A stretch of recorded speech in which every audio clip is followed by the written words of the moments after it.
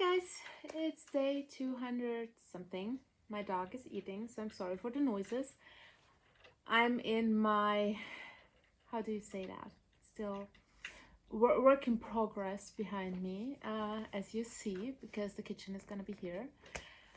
Excited, it's gonna happen in 2 weeks. Then finally, I have a little bit of calm space, hopefully, because then I think everything should be done. But on Sunday I'm flying to Spain to the Carnivore event, and I'm really happy. We are about 65 people, so yeah, and a lot of people are coming. Also Chafee and a lot of other, which I'm excited. And Dave also reached out to me for a YouTube video interview, so I'm happy for that. Feel honored, very honored. Really, I think that's so cool, to get to know the people you are watching. That's so funny. Sometimes I realize that also with team meetings at my company, when I see the people live after 1 year just talking online, it's just so crazy.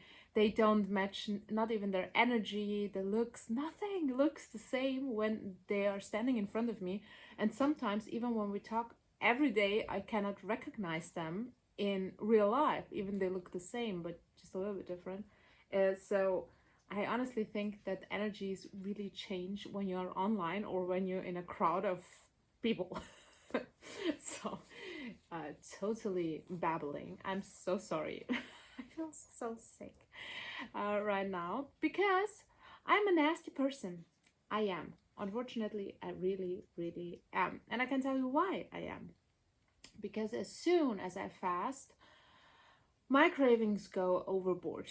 And that's why I always say fasting occasionally, yes, when it just fits into my current life, the things that I'm doing and everything, then it fits easily into my life without me thinking about it. But if I have to think about it not to eat, my mind goes into, I don't know, these little children when they want to have something, these moments. That's what's happening in my brain. I'm really having a little child that is just no, no, no, no, no, with their feet on the ground in a supermarket. That's exactly how the picture is looking in my head. So this is why I just need to figure out a little bit more balance, because right now with the constant moving of the stuff, which is now for weeks and weeks, almost over a month. Yeah, when did I have the surgery? I started before the surgery.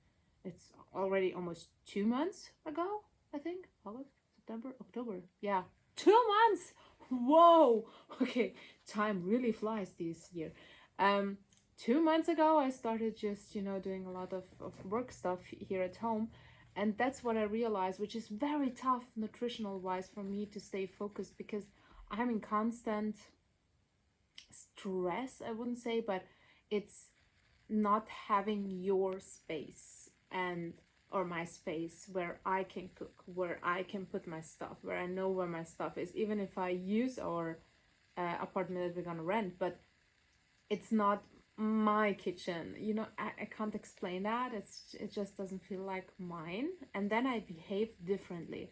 When I'm at my place, I'm more conscious about what I'm doing, and I can't even explain that. Maybe some people of you do understand what I mean and feel the same way. But yeah, it's a little bit of the constant chaos that really makes me not prioritize my nutrition and my sports. But I can also say it's because my MS symptoms really are getting better. And the thing that I don't know why, because I only took 3 days of the vitamin D, B12, and B1, 3 days, 3 times in a row, and that's that. And then I stopped just because I'm stupid and I forgot it. So that's that. I was completely, coming from home from work, just doing around the house, then falling asleep, and then the next day was like, oh, I forgot to take it, and I have to take it today, and then I forgot again, and that's how it went. But the symptoms still didn't go into a worse direction which they usually do. So maybe it is the carnivore that it somehow managed it. But I was also very, very laissez-faire with my nutrition, I can tell you. So that also would not explain it that much, I would say. But maybe even the 3 days just putting the vitamins into my body managed that. Something I realized though, that's the good part. Everything has a reason. And for me, decluttering everything to fit in a 20 square meters room for both my son and I, the interesting part is that I found all my medical records. And you know what's very interesting? I'm so minimalistic right now, you can't even imagine. So after everything is done, I'm really going to show you everything I own, because it's going to be interesting from what I had. I think I have some pictures from what I have had and what I'm having now. It's like, it's insane. And the most stuff that I own now, and which annoys me the most, is my medical records binder. And it's full of the clinic for the MS clinic, which amuses me. It does. Since I was diagnosed, I had some diaries, what symptoms I had, to, you know, present it to her and tell her, because she was always, when I said, you know, I had some strange feeling in my hands, she was always making me, or even he at the time, and he was the professor, well, the genius professor, BB of MS geniuses. He was awful, but they were always constantly like, that's not enough information in this attitude, you know. And I say, yeah, that's, I can't explain it. How do you explain something that has no similarity to something that happened in your life? It's just impossible. And you know, it's like little ants are crawling into my skin, and then the snake again is eating the ant. That's how I started explaining it. And then she, oh yeah, that's a good explanation. I said, okay, you know, great. And that's what exactly then I started explaining, and I was picturing, and you know. And right now all my medical records I just put into a map and chronological order. And what's very curious to me, I see all the blood works, because I had to do every 3 months all the blood works because of the MS symptoms and the clinic, and then I was at my other doctor's appointment and so on. So I had a lot of MRIs, I had a lot of blood work done, and a lot of ultrasounds and all these things, you know, since 2019. I have just that much of medical records. And I have the feeling, just looking at when my symptoms started, when I went to the hospital, when I got cortisone and so on, before I got there, my blood work shows some little outbreaks in some little things, like I can't, natrium, for example, but it's in English it's called differently. I don't know what it's called in English. I'm sorry. I know it's a completely different word, I think. Maybe potassium. I think it's potassium.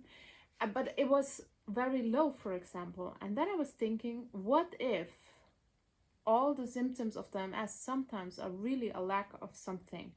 And it doesn't necessarily have to be 12, B1, vitamin A, vitamin D or something. Maybe it's really at some point because our nutrition, whatever we're eating, it doesn't matter if you're carnivore, vegan or whatever, I think that we are just lacking of things, especially when it comes to electrolytes, because we don't have, if we don't buy really bottled waters which contain all the electrolytes we need, we don't have them. And as soon as you eat healthy, that's, I think, one of the biggest mistakes people do, is they think they eat healthy, so they drink only water, but they drink most of the time tap water, and tap water doesn't contain anything your body actually needs, or it gets from the water when you are in at the mountains, for example, or something. Or, you know, most of the people do add magnesium. That's the funny part, because magnesium, when they're doing sports, they do add it, because that's like mainstream common that they take it. But potassium, I don't think that people really consider that. I don't know. And salt is something that people reduce, because I thought salt is so bad that I completely cut it out of my diet before I was carnivore. So I really tried not to salt anything and not to use spices, actually, as much as possible not to use them. So that's a little bit of interesting. So maybe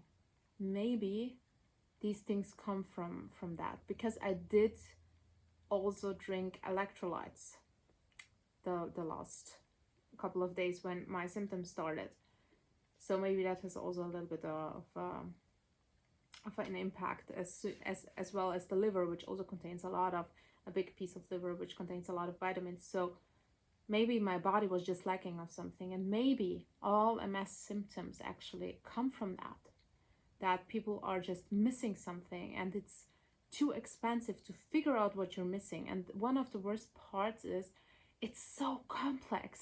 Listening to my friend's audio, what I have to do and how to have to take it proper, it's so complicated, the amount and what you are not allowed to mix with and what you have to mix it with so your body will absorb it, and so on and so on. And then you have but if you have an autoimmune, maybe your body doesn't absorb this and that. And if you're a woman, you have to be careful with this and that. And there are so many factors, and there is no single opinion on these kind of things, that it's really hard to figure it out. And if you do it by yourself without checking your baseline, which your blood work really is showing, you can overdose and you can make things worse. And I think that also happens a lot for a lot of people, that they then overdose on some kinds of vitamins that they think they're lacking, but they have no clue if they're lacking it.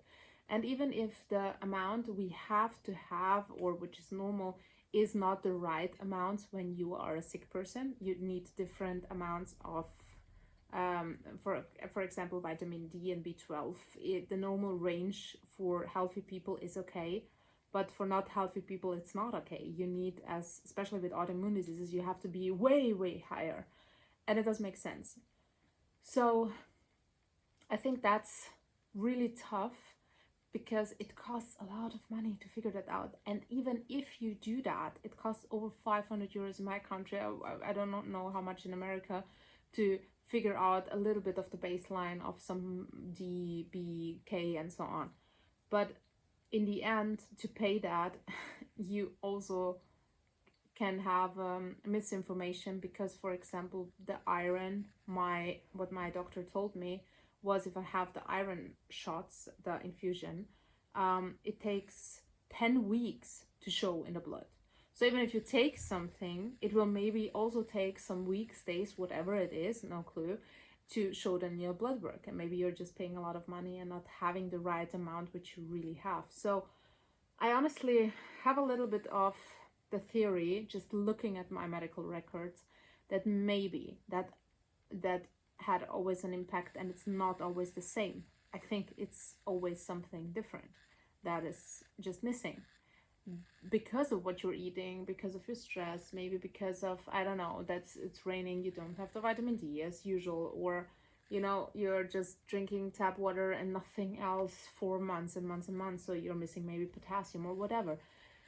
Or you didn't take your magnesium supplements because you didn't even eat something with magnesium, or you just overdone with some supplements and then you were just poisoning your body, which also can have the same symptoms as MS and other autoimmune diseases. So there is something there in this theory, and it's not only nutritional wise, which is also a little bit of interesting, I can tell you. So that's basically that. For me, it's very interesting that I have that amount of information that I'm having with all my medical records, because I paid a ton of money to have a lot of MRIs, a lot of blood work, a lot of ultrasounds, a lot of doctors just checking me out all over Europe. And it's just interesting how wrong they have been at certain points, and how right I was with my opinions at the time, even because right now I would have gone when it started. I posted a video when it started. I would have already been to the clinic, and I would already have had, basically, maybe it starts with 3, then 5, then 10 with my doctor, with the cortisone therapy. So I would have poisoned my body, and of course I'm gonna feel good because it's just a drug. It's just a, oh yeah, for some people it works different. For me it's like a drug. For me, and my body reacts like I'm on overdrive on something amazing. My brain is working faster, I'm so awake, I don't have pain, I'm so woo woo woo woo woo. That's how my brain works on cortisone, and that's why this is, of course it's gonna help me, because it's just a damn drug. Of course, even if I take some drugs, it would help me because I would think that I don't have pain. And if you think you don't have pain, you are not gonna have pain. That's that's the placebo effect. So why does placebo even exist? Because it's just in here, and that's something just people don't want to hear, because I hate when people say that it's just in your head, because you feel the pain, you feel the discomfort, you feel that you can't walk and all these things because it's happening, and you cannot just think it through.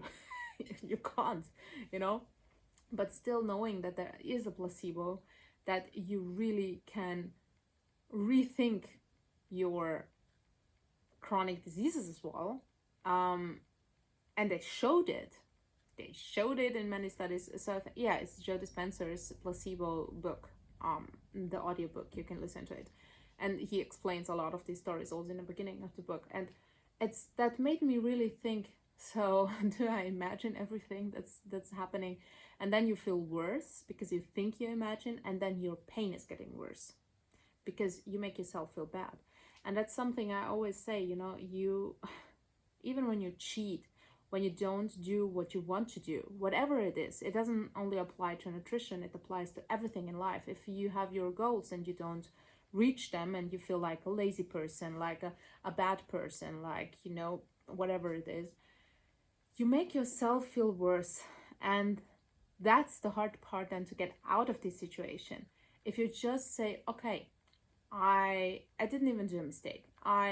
Today I enjoyed something I was not supposed to eat. And I had such a beautiful moment. It was with my son, and we were eating, and it was like old times. And we had this little happy moment with food, and we were fine with it because we knew that's not our everyday life, and it's okay. It's okay to have that. And for me, not feeling bad about it, just mentally, helps me. To feel bad about it, maybe then physically, it's a different story, but still not, it's okay. It's fine. I'm not gonna punish me for that. I had a cool moment. And that's more worth than all these putting you into the stress situation. Because if you're stressed, your body is just getting more and more sick. And that's what people really overlook most of the time.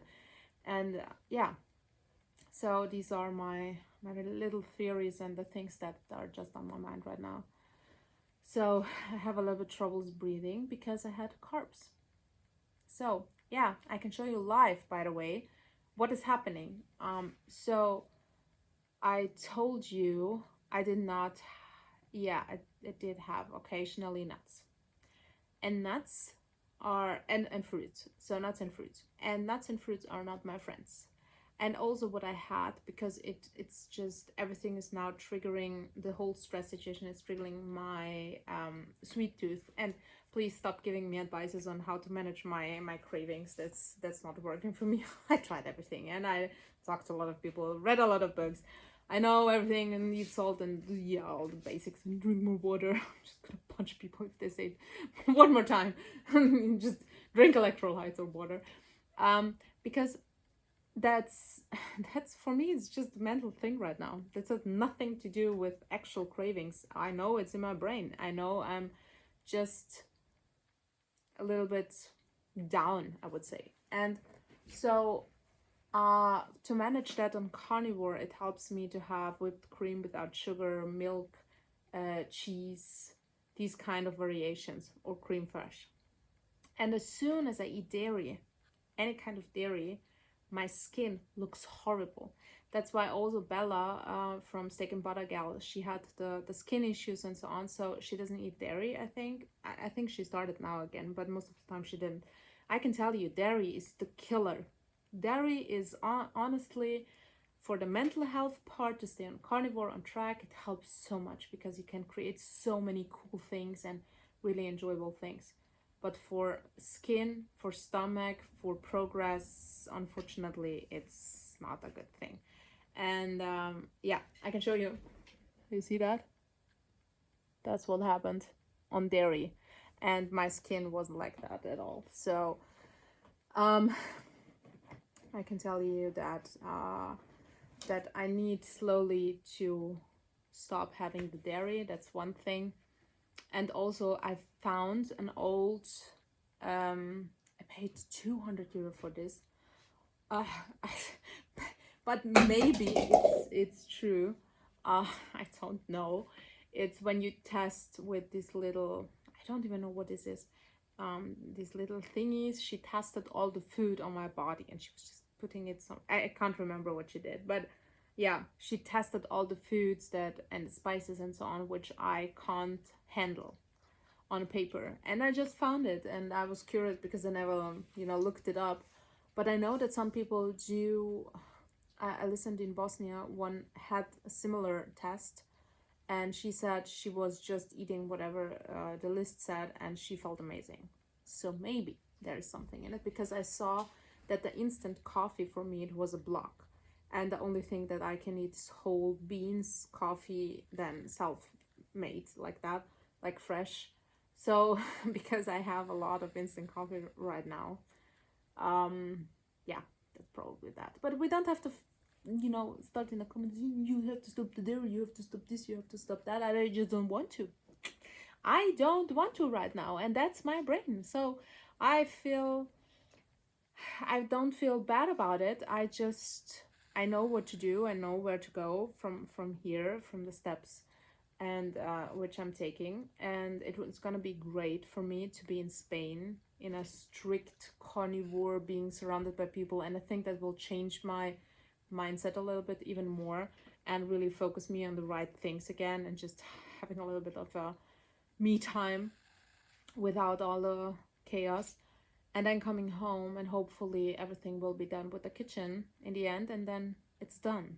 It's done, we just have then small things to handle, but it's no big things anymore.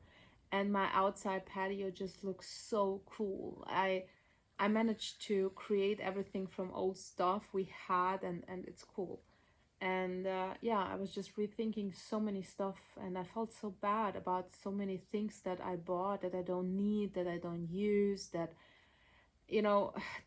that are broken.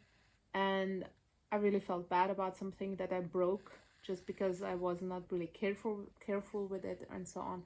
So I want to really change my mindset a little bit more, just being more grateful, because I think I wasn't with everything.